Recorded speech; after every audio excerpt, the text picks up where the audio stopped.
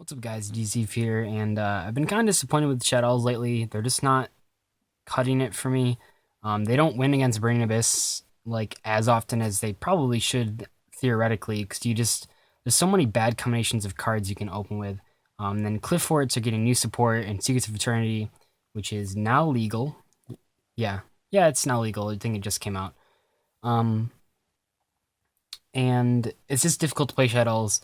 So I want to play a deck that I think is a really good matchup against Qliphorts, while also has good rogue matchups, good Shadow matchup, good okay BA matchup, but really just something that just rips through Qliphorts. And that deck is Inzektors. So we're playing 3 Centipede, 3... What is this one called? Ladybug. 3 Ladybug. 1 Dragonfly, 1 Hornet, 1 Gigamantis, 1 Hopper. I'm not sure if Hopper is necessary, but it's in right now. And then 3 Mathematician, excellent card. And then I know I just said I don't like Shadows, but I do like the Shadows as an engine.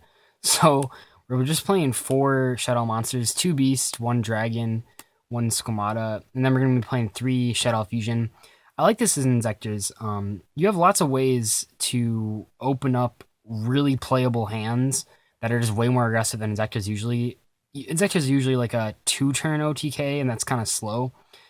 So between Mathematician and sending, first of all, like no one's gonna freaking see Shadow Fusion coming, but you can Shadow Fusion with like Beast and Hornet, and then like summon Mathematician to send Dragonfly, and then Soul Charge back and like do all this shit. It's really cool.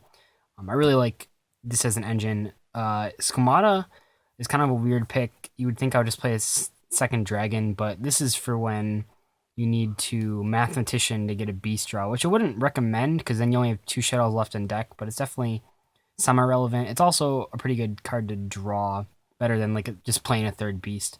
Then I'm playing 1 Dark Armed. I think it's 18 monsters, which I think is okay with Dark Armed. You have a lot of graveyard manipulation, so I think that works out just fine. Put that to the side. For the spells, we do have 3 Fusion. I don't think anyone's gonna see us coming. It doesn't work as well at a local level because like people will play me so they'll know what's going on. But I honestly think this is a good choice for YCS Charleston. I think it's a really good sleeper pick. Feel free to use it. But yeah, Shadow Fusion is kind of the aggression. Window's pretty cool, but mainly it's just for it's like a 3 Foolish Burials that also give you a draw or pop a back row. I'm playing 3 Mystical Space Typhoon because Firelink kind of messes with this deck.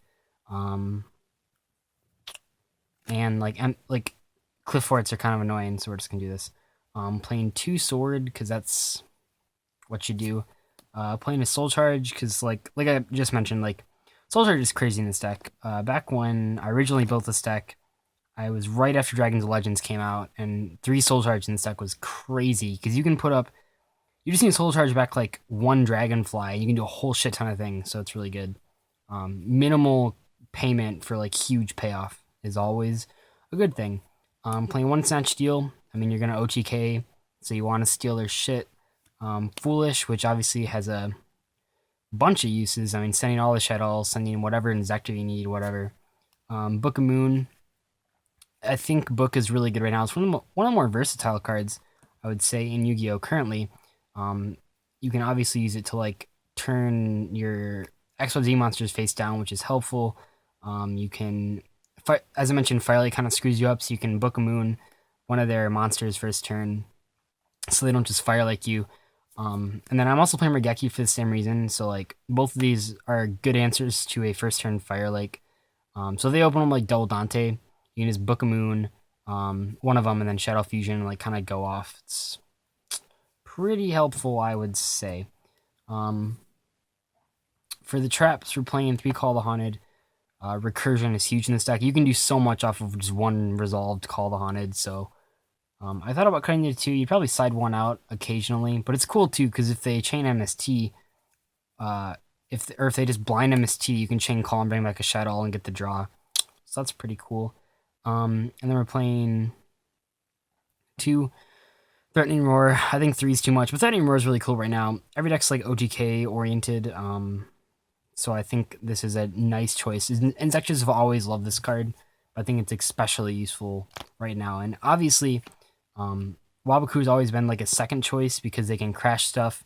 Threatening Roar is obviously how many times I can say that word. Threatening Roar is better because it's hollow, first of all. But second of all, Waboku's kind of annoying because then they can attack with Dante and switch it to defense. So if they make like 2 Dantes, you can just Threatening Roar, and then they're both stuck in attack position, and you just blow them up. And then for the other ones, we're playing 1 Breakthrough skill, 1 Wing Blast, just for getting rid of like dead beasts, as well as Inzektor cards. 1 Warning to not get fucked by Denko Sekka, and 1 Compulse, because Compulse is probably the best trap right now. For the extra deck, we're just playing for the Shadows, just 2 Winda and 1 Shekanaga. I originally was going to play like 2 Veiler in the main and BLS, and then play like a Construct, but there's too much spaces for not enough payoff, too many, like you want it as consistent as possible, as explosive as possible.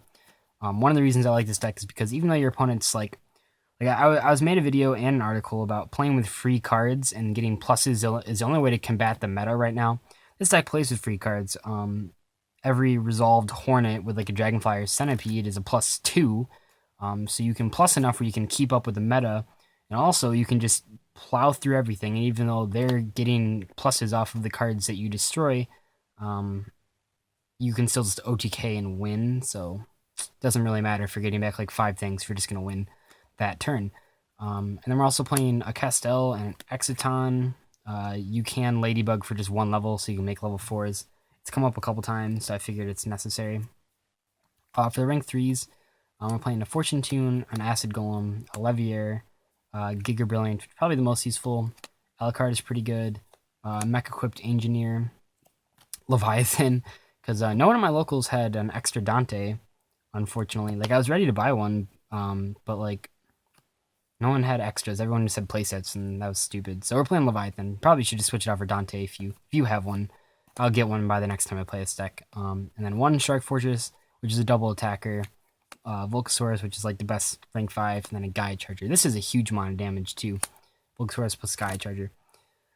For the side deck, we have 3 Construction Train Signal Red. When this deck originally came out, or not when this deck, when Dragon's Legends originally came out, this card was in it. Basically, if your opponent declares an attack on a monster or direct, you can special it from your hand, and then the attack is redirected to this guy, and then this guy is not destroyed by that battle. So it stops 1 attack going through. You can protect your monsters. I was considering playing it in the main instead of the Threatening Roar, but I think it works better as a side deck card. It's really not good against Burning Abyss because they still get the Dante switch, so I think Threatening Roar is better in that case. But only time will tell. I like it. I mean, it's level 3, so you can like make rank 3s off it. It's just really stellar card. We're also playing 2 Flying Sea because I think this is better against Ojama Trio. Better than Ojama Trio because like I don't want to have to fight through 3 tokens to OTK, but I'm fine fighting through 1 card to OTK. I mean, this card buys you a turn, and that's really all Inzektors need, is 1 turn. Playing through Mistake. This definitely conflicts with the Centipede. I'm not sure if I like this yet, but it is kind of GG against Qliphort, so that's kind of nice.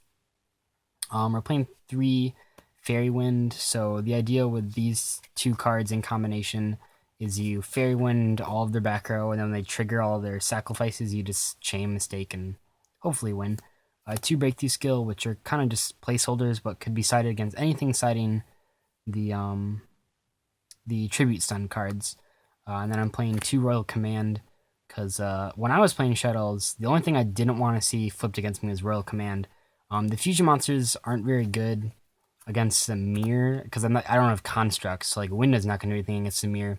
So you can actually just set out the entire Shadow engine and side in like a bunch of this stuff. Like this Construction Train Signal is really good against Shadows. So you have you have 7 cards. The Shadow engine is 7 cards. Yeah, it's 7. So I would probably just side in these 7 and just side out all the Shadow cards. Potentially keep in like 1 dragon, but probably not. So then that gives you easy stuff to side out. And I mean, the Shadows aren't super good against like Qliphorts either, so that's what you'd be siding out for like all your spawn trap card destruction.